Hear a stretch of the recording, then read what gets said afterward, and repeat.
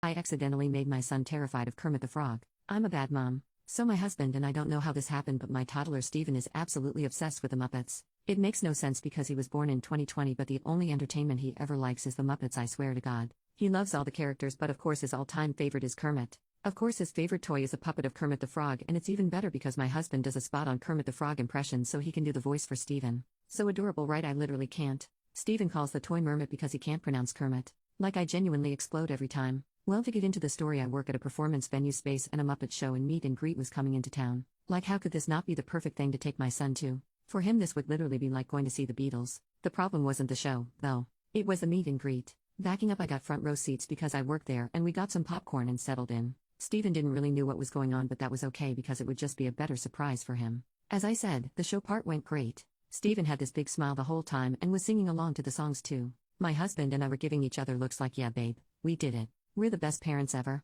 Actually, it turned out the opposite of that was true, because what was supposed to be the best meet and greet with the Muppets ever turned out to be a complete nightmare. I still get teared up thinking about it. At the meet and greet, obviously they're just puppets so they can't walk around, but basically there's an opening in the wall where the puppet is and you can go up and talk to it or take a picture or a hug or whatever you want. There was also someone walking around as Sweetums in a costume. If you don't know the Muppets, there's this one character that's always just a tall person in a costume. He has shaggy fur and yellow eyes with big long sharp teeth. He actually was one of my favorite characters growing up, but he's actually kinda scary if you think about it. So we go in and all Steven's favorite characters are in there, Miss Piggy and Fozzie Bear, and at the end was Kermit.